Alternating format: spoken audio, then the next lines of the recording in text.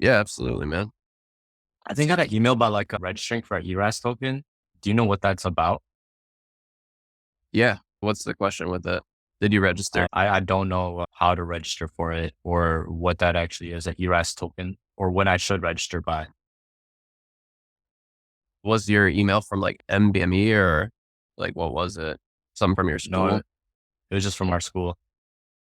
Gotcha. I mean, it's literally just the thing that allows you to have an ERAS account so that you can open up your MyERAS portal. And that's essentially Hmm. where you put all your stuff for applying for residency. And so it's literally just like the website that you use to apply for residency. And it's useful Okay. because you can, I mean, dude, it won't take you very long. You can just set it up, get it going. And that way you can have all of that kind of just on the back burner and ready to go. Like this is where you're going to upload your letters of rec, upload your personal statement, like all that kind of stuff. When should I start asking for letters of recommendation? Dude, do it as soon as possible. If you know you're on a rotation, you're crushing, ask for it on that rotation. Like you don't want to ask an attending like 5 months after the rotation because they're not going to remember the specific examples of what you did during the month. Like they might remember if you're good or bad, obviously. But I mean, even people that rotated on my service like 3, 4 months ago, I couldn't tell you like the exact specific scenarios of stuff they did that was good or bad. You know what I mean? You just Yeah. work with so many students like in the hospital that you want your personal statement or your letters of rec to be as personalized as possible. And so it's hard to write it more than, oh yeah, he crushed it. He was really good. He was on time. He was early. He worked hard, like good member of the team. Like that kind of stuff is good, obviously, but it's just Hmm. generic. Yeah. Like you want them to remember like, oh, so-and-so specifically helped this one patient that like had fallen and he was very comforting, helped get the imaging expedited, like that kind of like, you know what I mean? Like wants it Hmm. very, very specific. So that way that the reader knows that it's legit and it's not just some BS letter of rec. Yeah. So ask at the rotation. There's two strategies to do it. You can either at the beginning notify them that you're going to be working as hard as possible with the goal of getting a letter of recommendation at the end, or you can Hmm. just ask on the second to last of the last week. Both options are fine. I did both during my time as a med student on my vascular surgery AI. I basically said like, hey, I'm here. My goal is to apply vascular. I'm going to do everything within my power to basically perform at the highest level I can. If there's anything you see throughout the month that I can improve upon, please let me know so that I can show you that I'm coachable. That was one approach I took on my vascular rotation. My other letters of rec, I didn't do that. And I don't know that it matters 100% one way or another, but they're both decent approaches to try and see which one works best for you. Because if you let them know, then they'll be more tuned to what you're doing because they already know that you're going to ask them for a letter. So that's one Okay. reasoning behind that. Gotcha. I'll definitely keep that in my mind. And I had one other question as well. Just Yeah, like man. generally like in terms of like looking good or bad. Like, you know how like the saying goes where it's like, let's say if you're dual applying and you don't want to apply to the different residencies in the same hospital, because then the two PDs might talk to each other like, hey, he applied to my program. He's like, no, he applied to my program. And it might cause a little bit of like, awkwardness or something.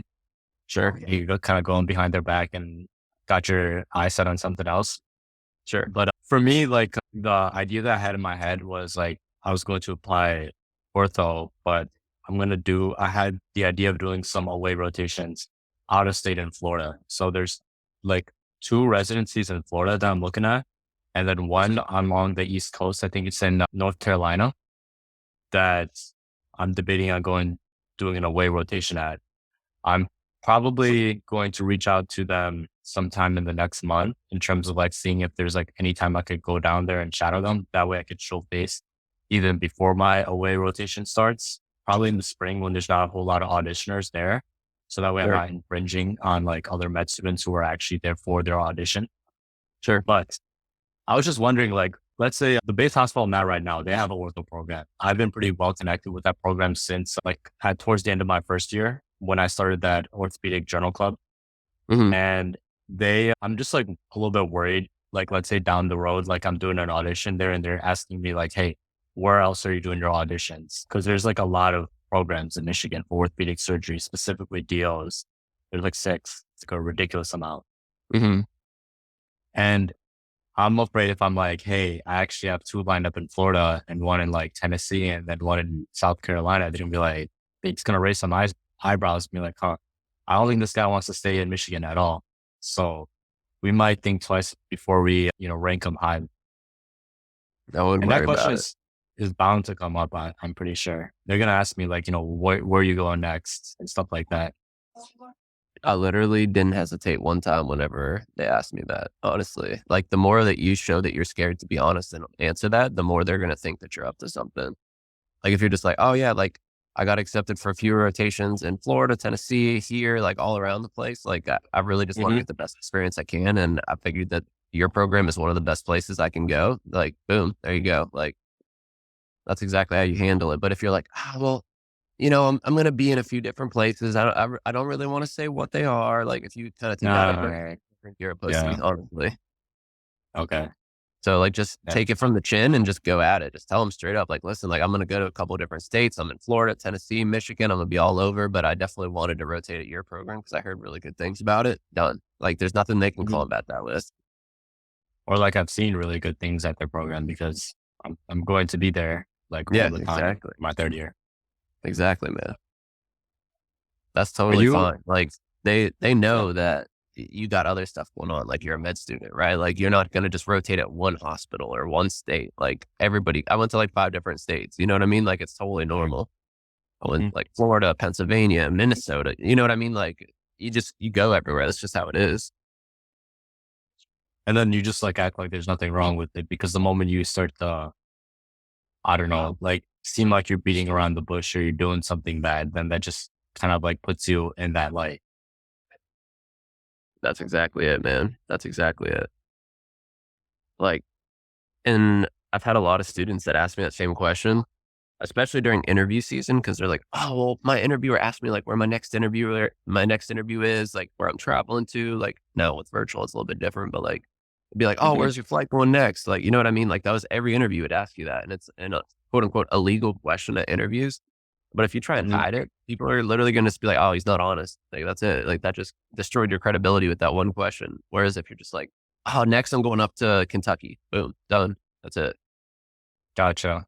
Like, it's not as big of a deal as people think it is, but especially in smaller fields that are like highly specialized, like vascular or ortho or whatever it is, like sometimes the PDs will know each other and they're literally not, it's not like they're going to go out there and be like, "Oh, don't accept this person." They're literally just like, "Oh yeah, like tell so-and-so I said hi." Like, I had that multiple times on interviews. Like, "Oh, you're going to, let's say Maine next. Okay, tell the PD at Maine Medical that I said hi. Like, we were in residency together," or whatever it is. Like, just little things like that come up, and the weirder you make it, the weirder it'll be. But if you just make it cool, then they're gonna be like, "Oh, this dude's like well connected. He's going around and meeting a bunch of people." Okay. Sounds good. Yeah, that definitely puts it into perspective a little bit better. Yeah, that's a super, super common question that students ask me, honestly, because it's rightfully so very nerve wracking because it's like it's an illegal question for a reason, right?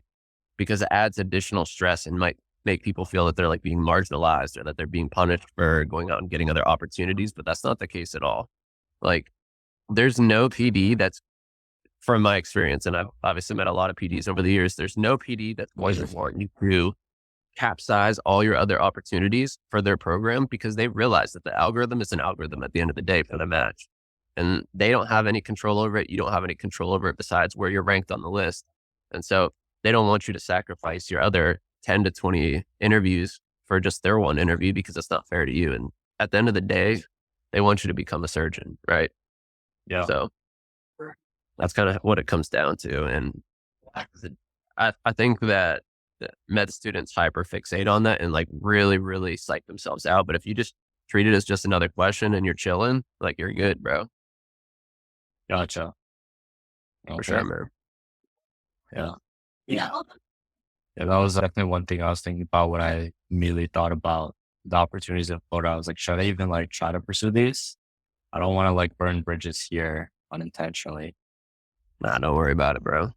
The only way to burn bridges is to think you're burning bridges. That's a good way to put it. That's my insight, at least. Let me see. I was doing some shopping for the surgery rotation. I got Yeah. like a foldable clipboard. I watched your videos on the website that go like specifically towards the surgery rotation. And let me think, what else? Do you have like any other advice, I guess, that's like not on the website that you would give to someone who is about to start their surgery rotation?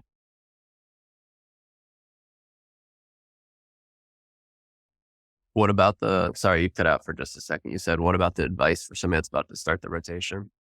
Yeah, do I just have like any general advice before I start on Monday? How many times have you been in the OR before? Like in your life, is this something that's new for you or I've anything been that's in like, the OR I can kind of probably gauge your, about 5 times. okay. So do you at least know how to scrub in and stuff? Yep. Okay. So that'd be the first thing that I would tell people is make sure you know how to scrub in. Obviously you don't want to show up your first day and you can't scrub in. I'll just run through some of the stuff that comes to my mind, like right off the bat. Number one is be thinking ahead for rounds. Your time to shine is everybody wants to shine in the OR, but you can also shine within rounds, obviously. Like if you're seeing patients and every day the patient requires the same wound dressing, make sure you have that stuff in your pocket, right? Like there's no point in having to go to the supply cabinet in the middle of rounds because you didn't have it with you. So that's point number one. Think ahead. Number two, if you're going to be going to the OR with a patient, make sure you introduce yourself to the patient in pre-op and you've already kind of learned their history. You know the anatomy of why you're there. You know what you're doing for the patient. Because if you show up to the OR just being a spectator, then you're going to be treated like a spectator. So that's the next point. Next one is make sure that you give your gloves and gown to the scrub tech because don't just assume that they're going to already have your size open because you're a student, right? Like Hmm. even as intern in residency, they're not going to know what size glove you wear. So you better give it to them. Like it's only until you start being like the chief resident on cases where the scrub techs actually care enough to like really have all your stuff ready, think ahead every time. Like they never have to ask you anymore, that kind of a thing. Make sure that you've reviewed not just the most recent note in the chart on your patient, but also that you went through all the x-rays and other imaging, whether it's MRI or whatever you'll have, and personally looked at it. Don't just look at the report because if you're just looking at the report, then you only know as much as the radiologist tells you, right? Hmm. So biggest flaw that I see with med students and even first and second year residents is they'll essentially just go based off of the wording from the radiologist report, whereas the biggest thing is radiology is not seeing the patient when you are, right? So they're just going off Hmm. of what they see from like big abnormalities in the patient's anatomy. Whereas like for vascular, for example, we review every single CTA and we don't even talk with radiology. Like we don't need to because we know like what we're looking for in the patient's anatomy for surgical planning, right? And it's going to be the same thing for ortho or other surgical specialties. Like, you know, what a gallbladder is going to look like better than a radiologist that is kind of giving you a flyby interpretation, or like if there's bowel necrosis, or if there's a certain type of a fracture. You know what I mean? Like you just get Yeah. so used to your specific pathology that you become like a mini radiologist within your specialty almost. Hmm. Because imagine like an attending going to the OR based off of a radiologist read on a scan. Like that's not going to happen. Like because what the Yeah. radiologist is wrong. Now you got this patient asleep and literally cut open, and you can't just be like, oh, radiology told me that this was bad. Like Yeah. so that's a huge thing. Going back to our note on thinking ahead, if you notice that a patient's labs have not resulted or a scan hasn't been performed, literally call zero, call the operator and ask them to speak to the heme lab or the T-Tech or whoever it is that you need to speak with to get these scans and these labs expedited. Obviously, don't be annoying about it, but like take that extra step if you're waiting on something critical. Like if you think somebody's hypotensive and tachycardic, you need to be thinking ahead. Well, why are the labs not coming back for this? We need to see if they need a blood transfusion. We need to see if they're septic, like whatever it is. Just showing that extra little bit of initiative will help you crush it. Okay. Does that help? That really does help. It just like kind of puts things into like a little bit more perspective and gives me like actual ideas, even if that's not what they expect of me. Like I know that there's other things that are similar to that, where it's like thinking about like why things are happening and then taking the initiative to Yeah, man. just They're take not those going to extra expect you to steps. do anything. Yeah, they're not going to expect you to do anything I just told you to do. Like those are the things that like separate an average student from somebody that wants to excel. Gotcha. How What is other questions the, for me, man? I guess, how is the viewpoint And now that you're in residency, looking back to when you were in my shoes, in all of our shoes in medical school as a third year, and then also thinking ahead about fourth year about what you want to do, how you're going to plan out your away rotations, but then also just like how you're going to be every day in the hospital What do you mean, like in the hospital as a attending, or like what exactly as are a you asking? student. As a student, like, cause for me, I think about when I was a pre-med and I thought about all the things that I thought really mattered. But now that I look back on it, it was actually like completely different, especially like when it comes to thinking about, like, you know how you had the applicant strata, like things that actually make people stand out. They Mhm. actually have a passion that they could show for, not just X amount of hours of volunteering and X amount of hours of research and two posters and stuff like that. I think Yep. for me, like when I saw that, I was like, okay, you know what? Now I'm actually can look back and reflect on the things that is a pre-med. And I'm like, you know what? A lot of time that I had spent was just spent on stuff, putting in hours that I wasn't really passionate about. Right. I Yeah. did it to kind of check off a box. Now that I'm a medical student, I'm trying to look ahead. I'm like, okay, what are some things that I'm thinking about right now that actually aren't as important as what a resident would want when they're trying to see if they should rank a medical student to be their co-resident and rely on them for just day-to-day activities, especially when you're So on like a couple hours of sleep. sure. Definitely get that. I would say the most underrated thing that can put you in a good position to match at a program is literally just being likable. Like it sounds so basic, but, and I'll just kind of give you some insight into the match process. When we're making our rank order list as residents and with our attendings list as well, we will literally bump people up like 10 or 20 spots or bump them down 10 or 20 spots based upon if other people in the program liked or disliked them. So let's say that somebody has immaculate scores, 40 publications, XYZ on their CV. If two out of the five residents at my program dislike them pretty heavily during the interview, they're not even going to be in the top 10 of our rank list. So it's like that important that you just have strong interpersonal skills. And so that's why I don't know if you've seen the videos of the content that I had put out a while back about some of my favorite books. How to Win Friends and Influence People is like literally like number one or number two on that list. And it's because as a med student, you have to build those interpersonal skills and not just generic, like being funny, being cool, like that kind of stuff. Like, no, like you need to remember every single person's name that you interact with and use it in day to day conversation. You need to be the person that's shaking people's hands. That's like putting yourself out there, being friendly, not being on your phone the whole day. Like stuff that they teach in that book was so useful because it actually builds your actual skills as a person rather than just, oh yeah, like I showed up and worked hard, got good scores, but nobody liked me. Like, you're not going to rank high if that's the case. I'm sorry. You know what I mean? Yeah. And So especially that, with patients too, I feel like it was written a while ago. Was it like in the 30s or something? mhm, Yeah. I absolutely, have man. to, I was listening to the audiobook during my break after boards and stuff. And I was like, you know, this is pretty old, but it's kind of surprising that not that many people talk about this. Yeah, Well, man. this is the first time that I've heard about it. It's timeless advice. It's crazy. Like, those are the things that really make you stand out, though. Like, I have an attending that she's a locums attending, actually, that I've only worked with her for like a month because she only comes here like very occasionally when we need extra coverage for cases and stuff. Mhm. And literally, this is how obvious how good her interpersonal skills are. I asked her at the end of the first case I worked with her, I was like, have you read How to Win Friends and Influence People? She's like, yeah, it's like my Bible. I'm like, I knew because she was that good at her interactions with people all throughout the OR and pre-op, post-op, talking with families. I was like, this attending gets it. Like clearly there's a reason why she was immediately respected by the entire OR staff. The families loved her. Every single person was asking when she'd come back because she literally put into practice every single thing from that book. I'm like, and told her, I was like, Dr. Majors, like I literally tell every one of my mentees they have to go through this book. And she's like, that's probably the best advice you could give anyone. Yeah. And it's Not crazy, just bro. for It's so medicine. crazy. Like it's just so noticeable. You walk down the halls and like people be, oh, is Dr. Majors coming back? I'm like, yeah, she'll be back in like 2 weeks. Oh, thank God. You know, it's like it's that Yeah. noticeable.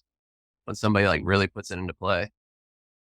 I think like going off of what you just said, like I think I remember hearing at one point where it was like, if you could go through a rotation and every like resident that you interact with can say like, I don't hate this person, then that's actually saying something.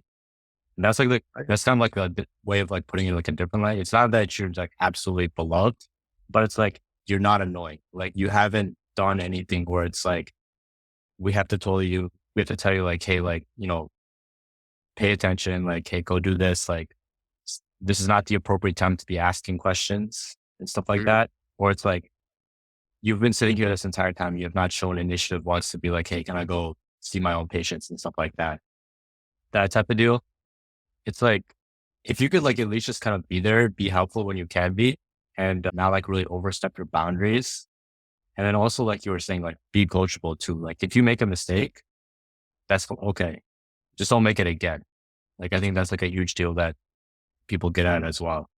Absolutely, And man. And then owning up to your mistakes as well. Like if you did something or you told a patient incorrectly, like go take ownership for it. Be like, hey, I'm so sorry. This is what I said. This is what I'm going to do to fix it. I'm going to go speak with the family, the patient. Like you got to take charge of that kind of things.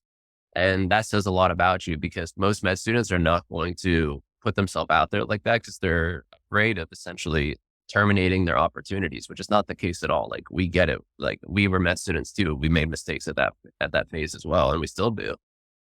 So definitely, man, like that stuff's all super, super important. And you have to remember at the end of the day, like everybody that you work with is a human too. Like all the residents, all the attendings. It's not like once you graduate med school, you're instantly at some like upper echelon of thinking that puts you above everybody else, which is how it feels when you're a med student.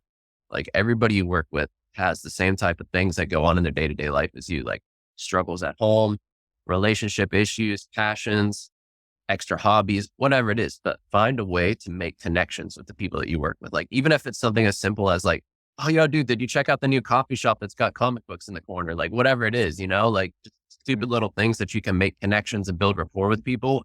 As long as you don't like appear like you're forcing it or faking it, which obviously, if that's the case, then you're going to be even worse off than if you would have just not tried it in the first place.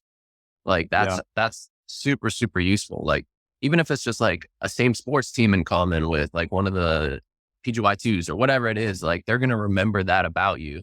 So don't feel like you have to be some type of robot while you're on rotations where you can't like build friendships and talk with people. And eh, it's just nobody wants to like when you have a med student, nobody wants somebody that's obviously hyper annoying, like doesn't shut up the whole time. Nobody wants that, but also nobody wants to see a med student that doesn't participate because they're so scared of saying something wrong. Like, hmm, so just put yourself out there, be yourself, and do your thing, man. That's really it. That's the biggest thing you can do on rotations to set yourself up for success with matching. understood. Awesome, man. Good questions. Yeah.